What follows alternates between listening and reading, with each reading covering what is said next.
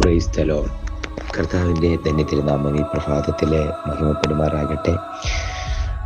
പതിവ് പോലെ നമുക്ക് എഴുന്നേറ്റ് പ്രഭാതത്തിൽ നീതിസൂര്യനാകുന്ന യേശു കർത്താവിൻ്റെ നീതിയുള്ള ശോഭ അതിൻ്റെ ഭാഗവാക്കായി തീരുവാൻ, അതനുഭവിക്കുവാൻ, അത് ഈ ലോകത്തിൽ നമ്മളെ വഴി നടത്തുവാൻ പ്രകാശമായി ദീപമായി കരുതുന്ന ആ ദൈവത്തിൻ്റെ കൃപയോർത്ത് ദൈവനാമത്തിന് സകല മാനവും മഹത്വവും അർപ്പിച്ചുകൊണ്ട് നമുക്ക് മുന്നിൽ നടത്തുന്ന പ്രകാശമാകുന്ന ദൈവവചന ധ്യാനത്തിലേക്ക് നമുക്ക് ഇന്നത്തെ ദൈവവചന ധ്യാനത്തിലേക്ക് വേഗം തിരിയാം.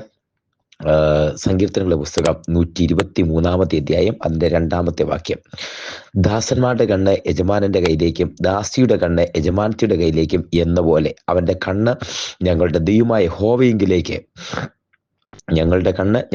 യഹോവയെങ്കിലേക്ക് അവൻ ഞങ്ങളോട് കൃപ ചെയ്യുവോളം നോക്കിക്കൊണ്ടിരിക്കുന്നു. സാംസ് 123:2 ആണ് വായിച്ചത്. വളരെ സുപരിചിതമായ വാക്യമാണ്.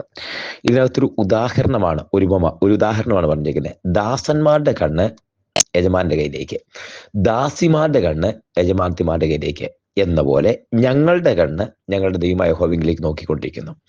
എന്നിട്ടൊരു കോട്ടുകൂടിയുണ്ട്, അവൻ ഞങ്ങളോട് കൃപ ചെയ്യുവോളം ആ കണ്ണിങ്ങനെ നോക്കിക്കൊണ്ടിരിക്കും.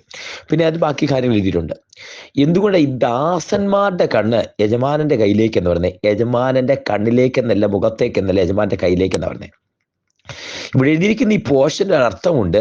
ദാസന്മാരുടെ കണ്ണ് യജമാന്റെ കയ്യിലേക്കും ദാസിമാരുടെ കണ്ണ് യജമാനത്തിമാരുടെ കയ്യിലേക്കും.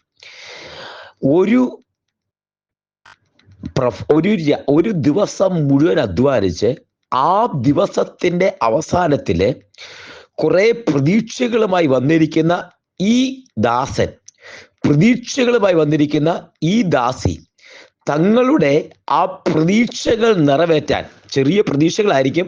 കുഞ്ഞിന് പാല് മേടിക്കണം, വീട്ടിലേക്കുള്ള അരി മേടിക്കണം, കൊച്ചിന്റെ ഫീസ്, ഇങ്ങനെ ചെറിയ ചെറിയ കാര്യങ്ങളായിരിക്കും. ഈ പ്രതീക്ഷകൾ നിറവേറ്റാൻ ദാസന്മാരുടെ കയ്യിലേക്ക് നോക്കിക്കൊണ്ടിരിക്കും. അപ്പൊ ആ സാഹചര്യത്തിലേക്ക് ഒന്ന് വന്നേ. ഈ ദാസൻ പണി കഴിഞ്ഞ് കയറി വന്നപ്പോൾ യജമാനകത്തുണ്ട്. യജമാനന്റെ കയ്യിലേക്ക് നോക്കിക്കൊണ്ടിരിക്കുക. അപ്പൊ യജമാൻ എന്തോ കാര്യത്തിന് പുറത്തേക്ക് ഇറങ്ങി വന്നു. അദ്ദേഹത്തിന്റെ കയ്യിൽ നോക്കി, കയ്യിലൊരു പേനയെ പിടിച്ചിരിക്കുന്നത്, അല്ലെങ്കിൽ പണമല്ല മറ്റെന്തെങ്കിലും അവിടെ പിടിച്ചിരിക്കുന്നേ.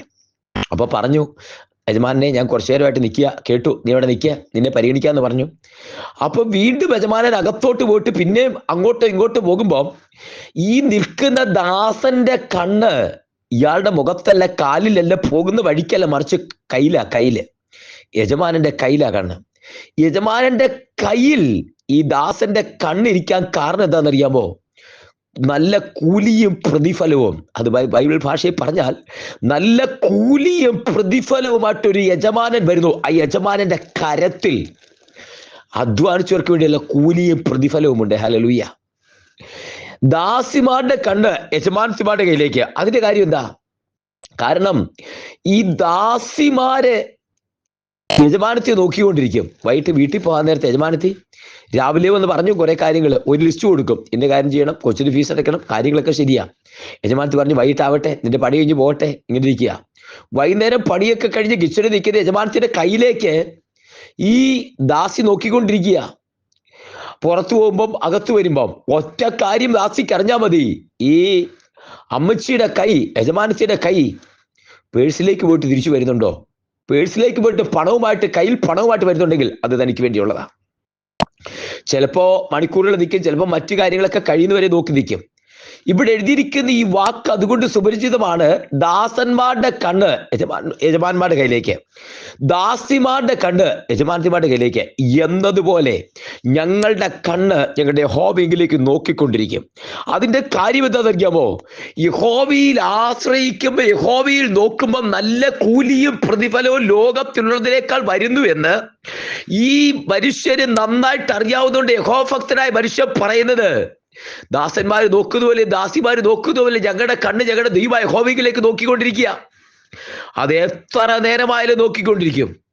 ഒരു മടിയും കൂടാതെ എത്ര നാണം കേടുണ്ടായെന്ന് വന്നാലും ആ കരത്തിലേക്ക് നോക്കിക്കൊണ്ടിരിക്കും. ഞങ്ങളുടെ കണ്ണ് ഞങ്ങളുടെ യജമാനന്റെ, ഞങ്ങളുടെ ദൈവമായ യഹോവയിലേക്ക്. ഇന്ന് വചനം കേൾക്കുമ്പോൾ യഹോവയിലേക്ക് കണ്ണുയർത്തിയിരിക്കുന്ന ദൈവത്തിന്റെ പൈതലേ, നീ പരാജയപ്പെടുകയില്ല.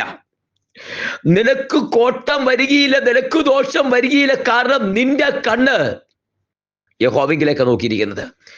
യഹോവയിൽ ആശ്രയിക്കുന്നവർ കുലുങ്ങാതെ എന്നേക്ക് നിലനിൽക്കുന്ന സിയോൻ പർവ്വതം പോലെയാകുന്നു. തങ്ങൾ ആശ്രയിക്കുന്നവരെ അവൻ വിടുവിക്കുന്നു. ഇസ്രായേൽ ജനത്തെ കുറിച്ച് പറഞ്ഞ അവർ അവനിൽ ആശ്രയിക്കുകയും അവൻ അവരെ വിടുവിക്കുകയും ചെയ്തു. ആശ്രയിക്കുന്നവരെ വിടുവിക്കുന്ന ഒരു ദൈവമുണ്ട്. ആശ്രയിക്കുന്നവരെ വിടുവിക്കുന്ന ദൈവം. ഹല്ലേലൂയ. ഇനി വചനം കേട്ടുകൊണ്ടിരിക്കുമ്പോ ആദ്യത്തെ ഭാഗം ദാസന്മാരുടെ കണ്ണ് യജമാന്മാരുടെ, ദാസിമാരുടെ കണ്ണ് യജമാന്തിമാരുടെ. ഞങ്ങളോ ഞങ്ങളുടെ ദൈവമായ യഹോവയുടെ മുഖത്തേക്ക് മാത്രം, അതെ, യഹോവയുടെ മുഖത്തേക്ക് നോക്കിക്കൊണ്ടിരിക്കുക. അടുത്തൊരു വാക്യമുണ്ട്, എപ്പം വരെയാ നോക്കിക്കൊണ്ടിരിക്കുന്നത് എഴുതിയിട്ടുണ്ട്. ഇതൊരു 1 മണിക്കൂറത്തേക്ക് ഞങ്ങൾ നോക്കിയോ അല്ല, ഞങ്ങളുടെ അപ്പോയിന്റ്മെന്റ് എടുത്ത് ഒരു 1/2 മണിക്കൂർ കാത്തിരിക്കും അല്ല, ഒരു പ്രാർത്ഥനയുണ്ട് അതിനകത്ത് വന്നിട്ട് അതിൻ്റെ അകത്ത് വിടുതലിന് വേണ്ടി അല്ല. എപ്പം വരെ കാത്തിരിക്കുന്നറിയാവോ? ഈ യജമാനൻ ഞങ്ങളോട് കൃപ ചെയ്യുവോളം. അദ്ദേഹം വെളിയിൽ പോയി അകത്ത് വന്നു. ഈ യജമാനൻ അറിയാം ഇവിടെ നിൽക്കുമ്പോ ഈ വാതിൽക്കൽ നിൽക്കുന്ന ഇവന് വേണ്ടി ഒരു പ്രവൃത്തി ചെയ്യണമെന്ന് അറിഞ്ഞ് ഈ യജമാനൻ ഞങ്ങളോട് കൃപ ചെയ്യുവോളം. ഹല്ലേലൂയ. യജമാനൻ കൃപ ചെയ്യുവോളം നോക്കിക്കൊണ്ടിരിക്കുക. അതാ ദൈവത്തിന്റെ പദ്ധതി. നീ വചനം കേൾക്കുമ്പോൾ ഇതിന് ബൈബിൾ ഭാഷ പറയുന്ന ലജ്ജ കൂടാതെ മുട്ടുക, മടുത്തുപോകാതെ പ്രാർത്ഥിക്കുക. മടുത്തുപോകാതെ പ്രാർത്ഥിക്കുന്ന ഒരുവന് വേണ്ടി ഇറങ്ങി വരുന്ന ദൈവത്തിന്റെ കരമുണ്ട്. മടുത്തുപോകാതെ പ്രാർത്ഥിക്കുന്നതിന് വേണ്ടി, ലജ്ജ കൂടാതെ മുട്ടുന്ന, മടുത്തുപോകാതെ പ്രാർത്ഥിക്കുന്ന ഒരുവന് വേണ്ടി ഇറങ്ങി വരുന്ന ദൈവത്തിന്റെ കരം. ഹല്ലേലൂയ. ഇന്നൊന്ന് വിശ്വസിച്ച് മടുത്തുപോകാതെ പ്രാർത്ഥിക്കണം. എപ്പം വരെയാണ്? യജമാനൻ കൃപ ചെയ്യുവോളം. നീ ഒരു കൃപയ്ക്ക് യാചിക്കുന്നുണ്ടെങ്കിൽ സ്വർഗത്തിലെ ദൈവമായ യഹോവ ആ വലിയ യജമാനൻ കൃപ ചെയ്യുവോളം അവന്റെ മുഖത്തേക്ക് നോക്കിക്കൊണ്ടിരിക്കും. കൃപ ചെയ്യുവോളം മുഖത്തേക്ക് നോക്കിക്കൊണ്ടിരിക്കുന്ന ദൈവത്തിന്റെ പൈതലെ, നിനക്ക് വേണ്ടി കർത്താവിന്റെ വിടുതലുണ്ട്. അതേ, ആ മുഖത്തേക്ക്, ദൈവത്തിന്റെ മുഖത്തേക്ക് നോക്കി നീ അഭിമുഖീകരിക്കുന്ന പ്രതിസന്ധിക്ക് അകത്ത് ദൈവിക പരിഹാരമുണ്ട്. ഹല്ലേലൂയ. ദൈവിക പരിഹാരമുണ്ട്. ദൈവകരങ്ങളിലേക്ക് ഒന്ന് സമർപ്പിച്ചേ. ദാസന്മാരുടെ കണ്ണ് യജമാന്മാരുടെ കയ്യിലേക്ക്, ദാസിമാരുടെ കണ്ണ് യജമാന്തിമാരുടെ കയ്യിലേക്ക്, ഞങ്ങളോ ഞങ്ങളുടെ ദൈവമായ യഹോവയിലേക്ക്. യെസ്, ഒരു വിടുതൽ. അതേ, കൃപ ചെയ്യുവോളം എന്നോട് ചേർന്ന് പ്രാർത്ഥിക്കാം, കണ്ണുകൾ അടയ്ക്കാം. സ്വർഗീയ കർത്താവേ, ജനത്തെ ഞാൻ അനുഗ്രഹിച്ച് പ്രാർത്ഥിക്കുന്നു. ഞങ്ങളോട് കൃപ ചെയ്യുവോളം ആ മുഖത്തേക്ക് ഞങ്ങൾ നോക്കുന്ന കർത്താവേ, ജനത്തെ ഞാൻ അനുഗ്രഹിച്ച് പ്രാർത്ഥിക്കുന്നു. ഈ വചനം കേൾക്കുന്ന എന്റെ സഭയിലെ വാത്സല്യ പ്രിയപ്പെട്ടവരെ ഞാൻ അനുഗ്രഹിക്കുന്നു. പ്രാർത്ഥന കൂട്ടായ്മയിലെ പ്രാർത്ഥന പോരാളികളെ അനുഗ്രഹിച്ച് പ്രാർത്ഥിക്കുന്നപ്പ സ്വർഗത്തിന്റെ കൃപ ദൈവജനത്തോട് കൂടിയിരിക്കുന്നു. കൃപ ചെയ്യുവോളം ഞങ്ങൾ ആ മുഖത്തേക്ക് നോക്കുന്നു. ദൈവം നിങ്ങൾക്ക് പ്രകാശമായി, അതേ കൃപയായി ഇറങ്ങി വരുന്നതിനായി നന്ദി പറയുന്നപ്പ ദൈവകരങ്ങളിലേക്ക് സമർപ്പിക്കുന്നു. പിതാവിന്റെ പുത്രന്റെ പരിശുദ്ധരുടെ നാമത്തിൽ ജനത്തെ അനുഗ്രഹിക്കുന്ന യഹോവ കൂടിക്കാൽമാവിൽ ബലപ്പെടുത്തി സമർപ്പിക്കുന്നു. അവിടുന്ന് പ്രാർത്ഥന ഇരിക്കാൻ സ്തോത്രം. സകല മാനമോഹത്തോടെ എടുക്കും യേശുവിൻ നാമത്തിൽ തന്നെ.